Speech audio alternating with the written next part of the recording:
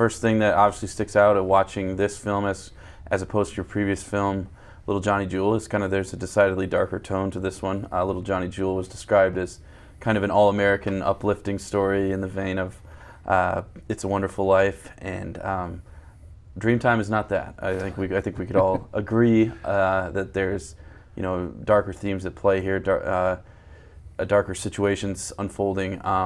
What kind of inspired that change in mood, and jumping off of that, how do you feel like the black and white cinematography kind of accentuated the mood that you were going for? Well, I mean, one of the things that definitely inspired it was the weather. The drop in the temperature, and it was being very cold and a lot of snow and not a lot of colour in the landscape. So, and then the other thing, really shooting in black and white for me. I mean, like we talked about, loving black and white basically, and about how really all films should be in black and white all the time anyway. But I love working in black and white, but mostly because what it does, I feel like it draws your attention to the emotion, to the feelings, and that's what this film's all about. Really, it's about those feelings and articulating the feelings, and it's much more intimate. So with black and white, I feel like you can get closer to the sort of the action and the feeling, with that. But it's really as well, so that you're not too distracted by the landscape or what have you. So it focuses your attention, I feel. And obviously at the center of the story, you have two primary characters. One is a very naive man who has lived what you would call probably a sheltered life, and maybe not been exposed to the evils of the world. Who, when he does meet this woman, her actions kind of ruin his life, for lack of better words. And then the other character is a woman who, she is kind of suffering the consequences of her own actions. She's made several bad decisions and is trying to come to terms with some of the things that have happened as a result. So, did the inspiration for those characters come from any real life experiences that you've had or people that you've known, or just how did you, kind of create these two very different but very memorable main characters?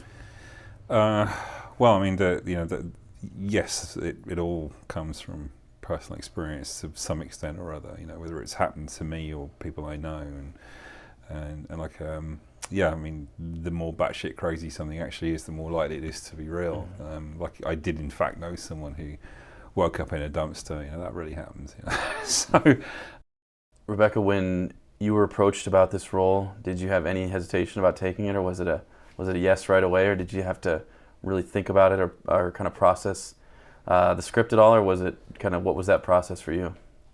Yeah, so I had worked with Jude on Little Johnny Jewel previously, and I had such a wonderful time working on that film that when he approached me, I immediately was like, yes, I would love to work with you again. But he did also give me some context. I hadn't actually seen a script at that point in time. I had just seen some context of like what the actual story was going to look like. And I read over that and immediately said yes. So I didn't really have to think about it a whole lot once I knew what it was and who was asking. You had a relatively small part in Little Johnny Jewel, and obviously you just made the jump from that to basically the lead character in this film. Was that daunting at all, or were you excited to take on more work and to really become a central character in the story? Well, I mean, it's very, very different opportunities. So as an actress, it's always nice to be challenged with different types of opportunities and different types of characters. So I didn't think of it as so much taking on a larger role. I thought of it more as just taking on a different character. and having an opportunity to kind of bring that character a little bit more to life than I had previously. But yeah, I look at it more as just character development. So any opportunity I have to be a character and create a character, I'm gonna, whether I am in it for a short period of time or a long period of time, I am going to do the best I can to create a well-rounded person. And obviously, one of the things we've already discussed is there's a real darkness around Alice. She's done some things that she's not proud of. She's lived through some pretty hard times. Was it hard to get into that character, or was there any of yourself that you saw in any of the things that Alice had gone through, or kind of what was the process of fully getting into character like? Yeah, so her experiences are very different than the experiences I've had. I do have family members who have struggled with some of the similar addictions that Alice has struggled with. And so while I don't have necessarily that direct experience with it, I was somewhat able to draw from those experiences, and that kind of helped me shape her as a character. But her experiences and her story were something that I was really excited to get the opportunity to play, because it's so very different from the types of roles that I've traditionally been offered and the types of characters that I've traditionally had the chance to play.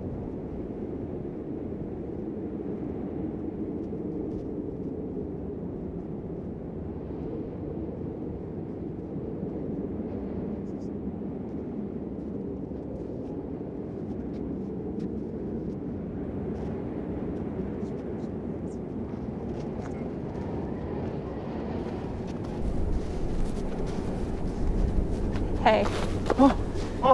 Sorry, I didn't realize anyone was up here. What you doing? Watching the sunset.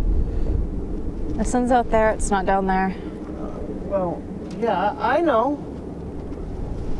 You were gonna jump. What? No, I wasn't. What makes you say that? Yeah, you were gonna jump. It's okay. I'm not judging you.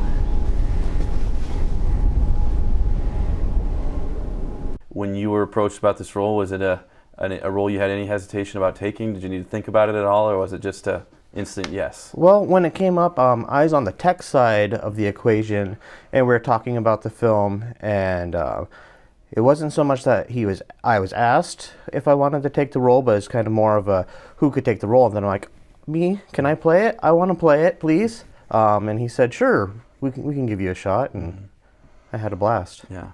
And one of the things I've alluded to too is just that Albie is a very strange character, for lack of a better word. He is a very, like you said, very not hip to the ways of the world, I guess. He's lived a quiet, sheltered life.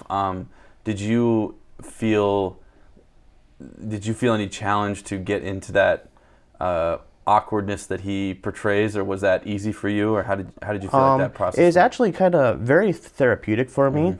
Growing up, I was relentlessly teased in elementary school, so I was able to dive back into those really kind of traumatic feelings I had locked away for a long time, kind of sort those out and just get in that headspace again, and then kind of turn it up to 11, because Albie was quite extreme versus what I experienced. But yeah, so I was able to kind of delve into those feelings and kind of heal some of that, actually. And I guess when you talk about Albie, I mean, do you feel like, it's never fully explained kind of why he is the way he is, but I mean, do you feel like he's just a product of his upbringing, of the way he was, that he was treated badly in school, so he kind of retreated back into the world? What do you think is, if you have any, unified theory, why is he the way he is? We had filmed several scenes of Albie's already, and then I kind of had oh my goodness, is he on the spectrum kind of moment, and I'm like, oh, there's so much I could have done if I would have played it on the spectrum, and I'm like, well, no, I don't really, not knowing what that's really like, I didn't want to do any disservice to it, but I can really see him potentially being a character of that nature.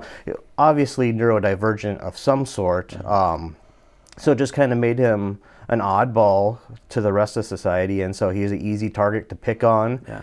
And then just kind of with that bullying, he just kind of shrunk back into his own shell and just kind of turned to fantasy. I think he's someone. He mentions the Greek mythology, training his mind to see minotaurs.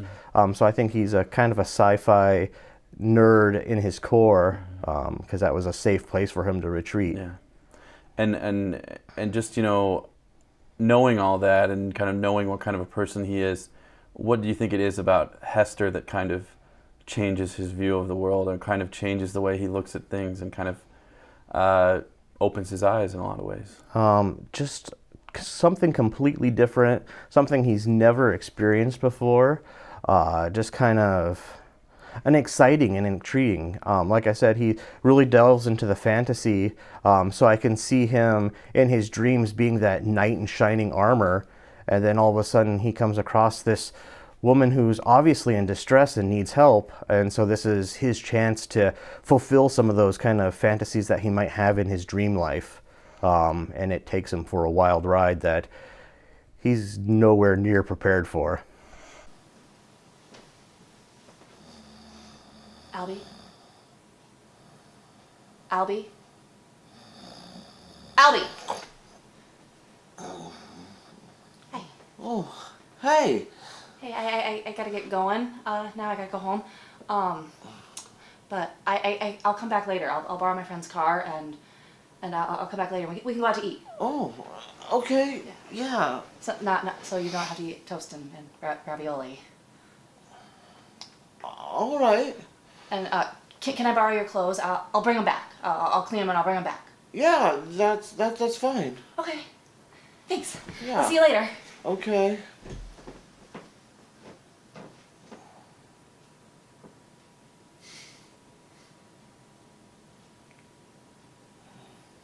So, what drew you to this character? Obviously, she's very unique in her own right. She has some problems that she's dealing with. What made you think I'm the right person to play this character? Honestly, I was just intrigued that I was even asked. It was such a weird role for me. I'd never done anything like this role before, and so I took it as a challenge. It's like, I want to see if I can do this. Yeah.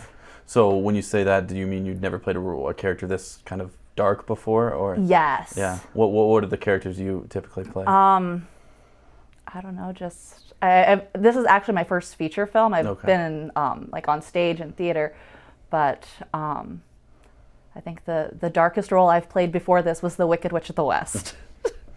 So in terms of playing a real life dark character, this was really your first experience. Yeah. And yeah, I mean, just the experience that Hester and Albie meeting each other is such a, it's kind of like one of those made for the movies, like, that how could two people more different possibly meet each other and connect with each other in some way, but just kind of, what do you think draws those two to each other? What forges that connection, and how does it build throughout the film?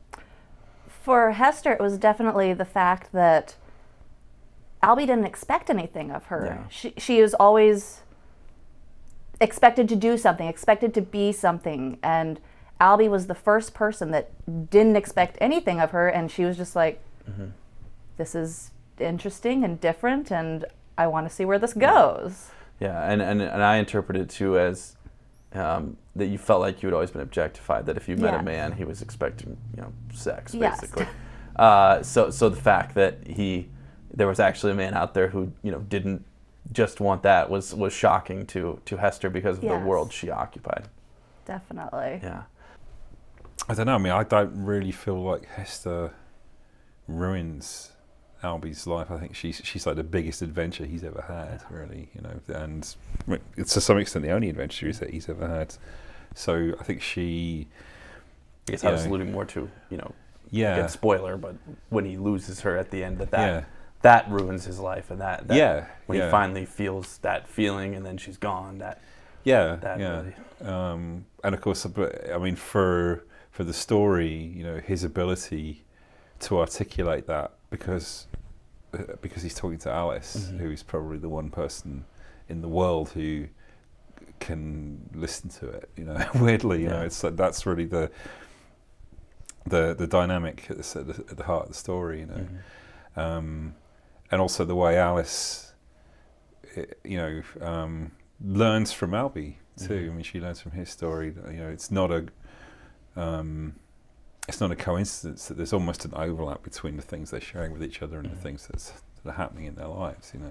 And as somebody, like we were discussing with Jude earlier, but as somebody who maybe you haven't personally experienced addiction, was it ever hard to understand the things that Alice was doing in the film? Did you struggle to see why she would do those things, or was it easy to understand once you had kind of talked to people who had been through it?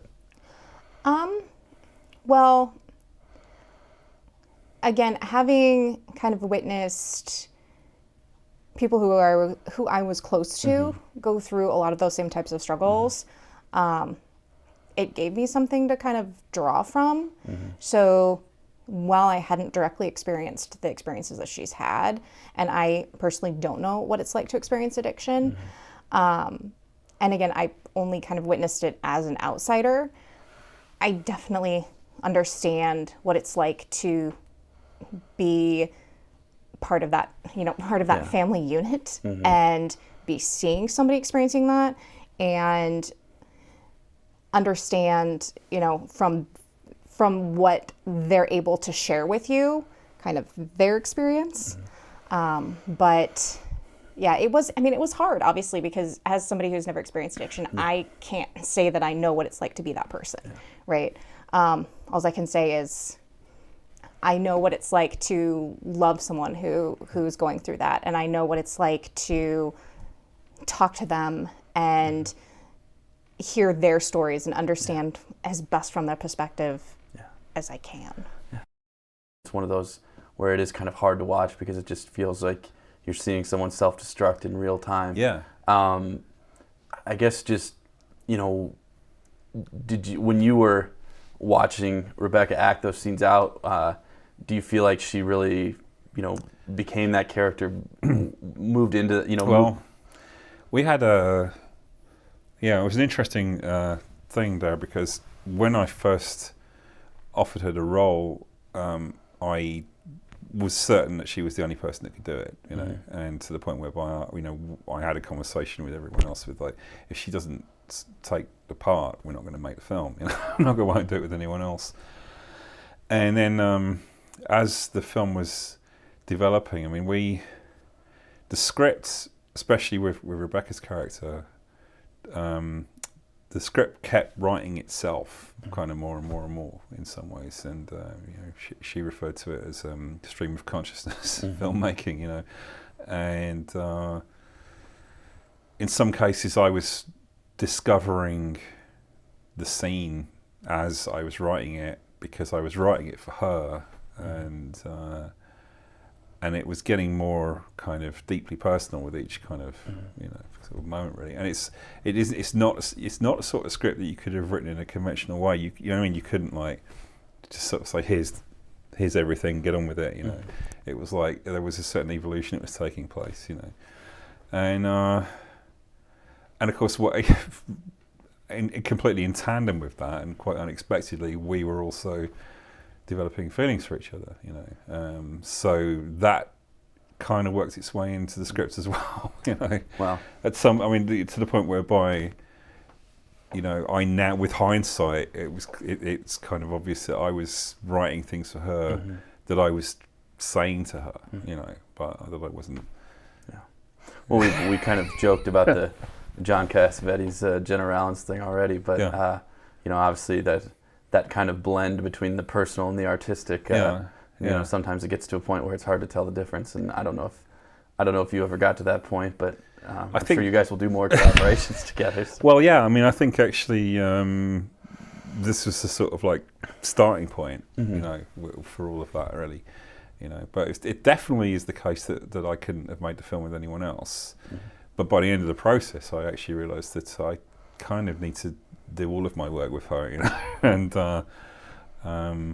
because for that reason, it's like we are developing a shorthand that you can't manufacture. It's like there's that kind of that's part of that, you know, the personal side of it becomes part of the process, and the lines do get blurred, you know, and it becomes more interesting and goes deeper as a result of it, you know.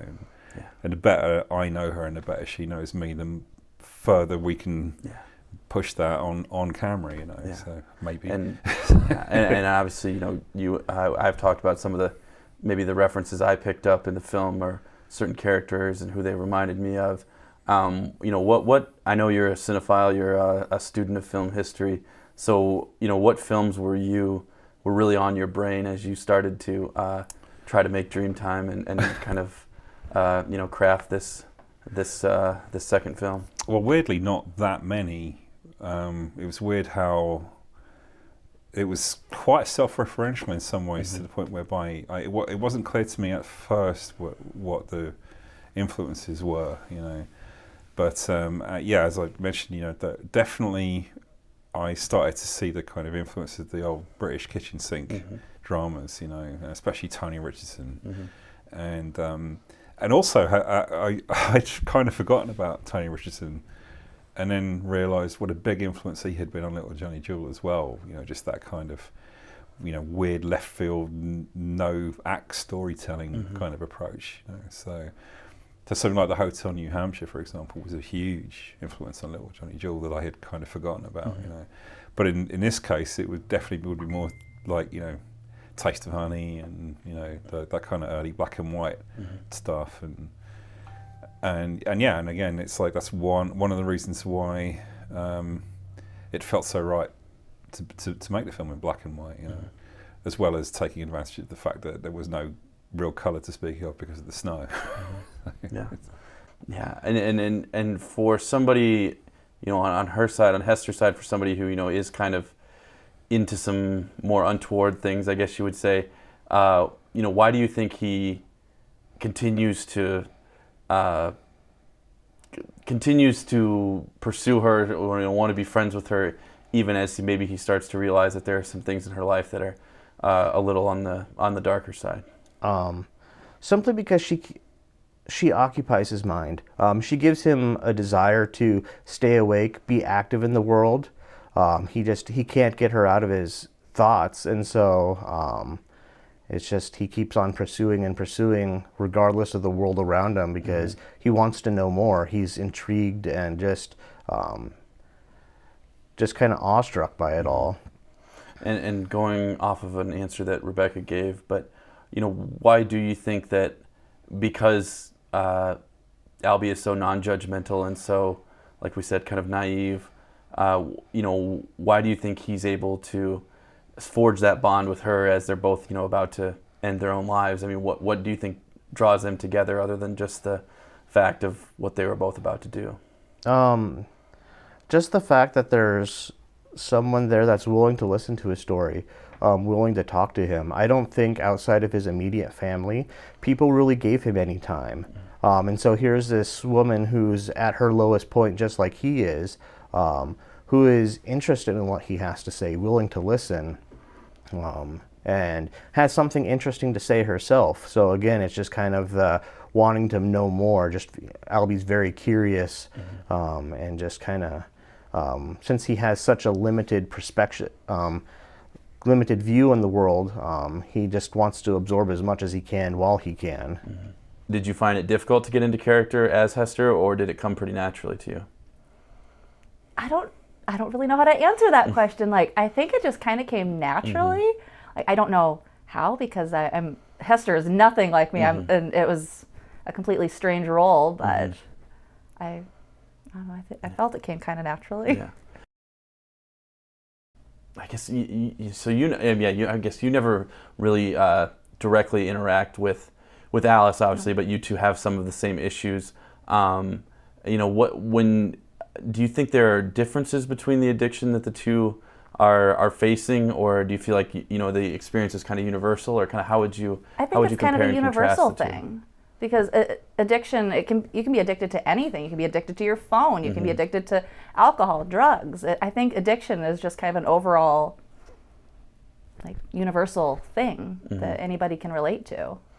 Do you feel like Hester's circumstances and the people that she's surrounded herself with, do you feel like kind of Albie maybe represents a way out of that life and a chance to experience a whole different world, or I think yes and no. I think she would like to escape the world she's in, but she thinks she's too far gone, and then she's worried for Albie's safety, and I think she tries to back away from him a little bit, but then she really wants that escape. She doesn't want to be where she is anymore, but she doesn't know where she wants to be. Yeah. And she doesn't want to drag Albie down with her because he's just so pure and innocent, and she doesn't want him to get involved in this life. And this may be kind of a hard question, and if it is a spoiler, then just dance around it. But obviously, by the end, a good amount into the film, it's pretty clear that Albie is in love with Hester. Mm-hmm. Do you think she loves him back? I don't think she loves him back in the same way that he loves her. I feel that she really likes him, but I don't think she's in love with him the way he is in love with her. Mm-hmm. And I guess that dynamic is always interesting when kind of the unrequited love. I mean, but do you feel like they can still have that special relationship even if the feelings are different on one end from the other end? Yeah, I don't think they could ever have a romantic relationship. No. Just that I don't think Hester would be into that. Yeah, I think she would try to ruin it because she is so used to having these toxic relationships that if some healthy relationship were to come along, she'd be like, I have to ruin this. I have to ruin this because that's the way everything goes. I have to set it on fire. Yeah. He is truly just too pure for yes. his own good. Yeah. Well, I mean, Albie was a number of things. I mean, it was a little bit inspired by Peter Sellers' character in Being There, for sure. And as I say, Paddington Bear, who is one of my favourite fictional characters, and I wanted Albie to be almost like if you took those, it's the Paddington Bear Being There thing, if you drop that character into a harsh reality and see what happens to him, that's always going to be interesting. Yeah. Always going to be interesting, and in the case of Alice's character, what's the analog to her? I'm trying. Well, that was very different because Alice was on the one hand, it was really my proxy voice as the writer, so which is something obviously. The line, as we said, the lines get a bit blurred there, but I wanted to make a statement about addiction, really, and Alice was my way of doing that. But also, that character was partly inspired by the Jenna Ryan's character in Woman Under the Influence, as well, which is just that she's not a doomed character, but she's someone who's just kind of broken, but almost functionally broken, which is kind of the worst way to be.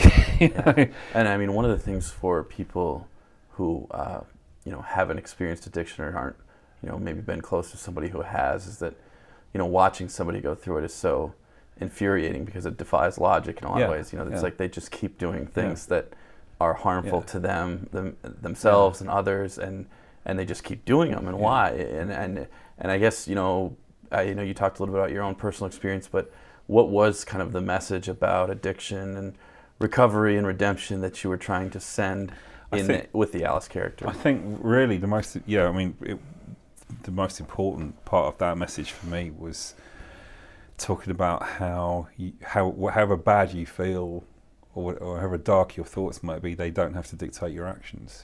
You still have a choice over how you act. And that people who are in the grip of addiction are really just reacting to this internal narrative that they have. And about how we're always comparing our own insides to everyone else's outsides. We don't really know what's going on with the people we're comparing ourselves to, and it's all, sort of George Orwell famously said, any life viewed from the inside is simply a series of defeats. Mm-hmm. You know, and I think that that's painfully true. You know, And obviously, you know, other than the fact that you two are both at the bridge about to jump off of it, you know, you and Albie have almost nothing in common. You're almost complete opposites. But, you know, how do you feel like you two were able to forge that connection? And obviously, you know, you being someone who is so cynical, so jaded, kind of so broken by the world, and him, you know, being someone who is so so pure and so you know, kind of unspoiled, I guess you would say. Well, I think that, you know, Alice is looking for a human connection with another person. And I think that Albie is a very appealing person to have that kind of connection with, because of the fact that he isn't someone who's going to come into this situation judging her, because of that kind of naivety, because of that kind of innocence that he has. And I think that she recognizes that, and that she recognizes that he's a person that she can sit down and talk with and share her experiences with in a way that she might not be able to if she had come across any other person on that bridge. Yeah, and obviously, you know, you talked about the experience you had working with Jude on Little Johnny Jewel, and kind of how pleasant and how great that was for you. Yeah. I mean, is it at a level now that with you two working together, that you just kind of feel like any idea that he throws out, anything that he wants you to do, you would say yes, the snap of a finger, or, you know, do you just feel like that kind of working relationship has become even stronger through this film? Well, I mean, so going back to working with him on Little Johnny Jewel, it was just such a different type of experience that I've had on any other set that I've been on before, that made it such an enjoyable experience. It was such a positive place where actors were really given a lot of freedom to develop and create the characters. And even those of us who had, you know, kind of various supporting roles had a lot of opportunity to kind of develop and create who we viewed this character as. And that was really freeing and really exciting. And so that was one of the reasons that I was really excited to work with him again. You know, to your question of would I just say yes to anything that he throws at me?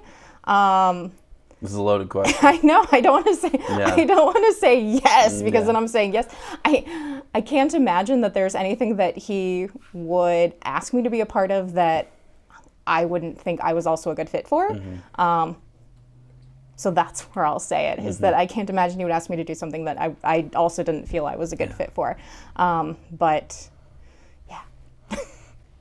And you know, talking about Jude as a writer director, do you feel like, you know, you've reached a level with him too where you really, you know, trust what he's doing, and you kind of think he has the right instincts and he'll guide you in the right direction whenever you're making a film? Yeah, definitely. It's any project that he's working with, I want to be a part of. So I think that he's doing interesting things. So you'll automatically say yes? Yeah, I'll automatically say yes. Okay. I'd be kind of upset if I didn't get asked, honestly. Yeah. So that's great to hear. And you know, obviously, you know, you were involved in Little Johnny Jewel as well. This is a darker film. There's some heavier subject matter, but what do you think audiences will connect with when they do see this film? I don't know. I think anyone who has either struggled with addiction or had a loved one who struggled with addiction, they'll be able to look at that and they'll see those strands. Anyone who's been teased or bullied, they'll recognize little bits of themselves in Albie. Hopefully they'll feel that they're exaggerated and way over what they experienced or how. So yeah, I hope that they'll be able to kind of relate, and then see that even through the darkest period, through that night, the sun will come up in the morning, and so they can keep moving forward. Yeah, and so, you know, bouncing right off that, I mean, do you feel like the film has a happy ending? I like to think so.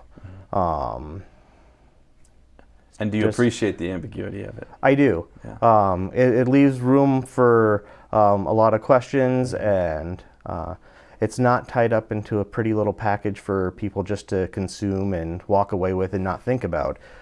With it being kind of a vague ending, they have to think for themselves, and I think that's something that is good for us to do, is to kind of create our own narrative, create our own thoughts. Wait, so you're telling me the superheroes don't save the world at the end? and I mean, the other thing about Albie that I was curious about was, obviously, you know, we already have the fact that he's very socially awkward and strange, but I mean, and obviously the name of the film is Dreamtime, which kind of references his narcolepsy. So what do you feel like on top of adding his very strange and awkward personality and that he's a narcoleptic, kind of what do you feel like that extra dimension kind of added to his character? Well, you know, certainly the things like introducing the idea that he's trained himself to see a monitor so that he knows he's dreaming and things like this. You know, I felt like we were creating a character that had an unusual amount of depth, you know, but it was the kind of depth that you get to when you're only awake for 4 hours a day. You know, it's like, you know, and he's just sort of. I mean, one of the things about him would be, you know, if he could stay awake for 20 hours on the trot, what might he come up with? You know, Yeah. and so I see him as but potentially a very creative kind of character. You know, but as he says himself, he's very confused because it is almost like he's a sort of true life Paddington Bear who suddenly gets thrown into a very grown up world that he's not designed for, you know, at all. And, you know, and I know we're not trying to do spoilers in this interview, but I guess I will ask in a kind of an open-ended question. Do you think Dreamtime has a happy ending? I think it does. It's funny because we deliberately kept certain things ambiguous, and I know that Amy, for example, decided that it has a really dark ending. She has a completely different interpretation of the ending to the rest of us, and she's not wrong. So you know, but I mean, for me, the fact that they walk off together as the sun comes up is, you know, I mean, what happier ending could you get than that? You know what I mean? So yeah, and I'll pose the same question that I posed to Jude, but do you feel like the film has a happy ending? Yeah, I mean, I think that the film has a happy ending. Okay. And I've heard that you have a different take on the ending than the others. So so you feel that it's not a happy ending. Is that for correct? Hester, no. I think Hester dies. Oh yeah, okay. For the others, yes, okay, I think it's a happy I thought ending. you meant that in general, yeah. No, in general, I think Albie and Alice are better off in the end. But no, for Hester, I think she's done. She's dead. And I guess just you know, other than, you know, everyone's kind of alluded to the addiction message, but do you feel like there's any other things that people will take away from this as they watch it, or and I know just the ambiguity in general is something that it'll force them to think a little bit, but what are some other things you think people might take away from the film?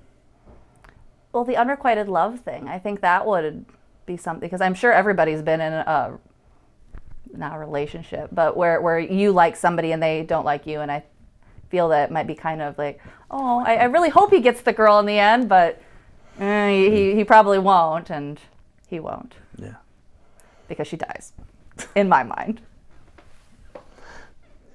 There's a book that I'm very fond of, written in the early 20th century by an Englishman called W.N.P. Barbellion, called The Journal of a Disappointed Man.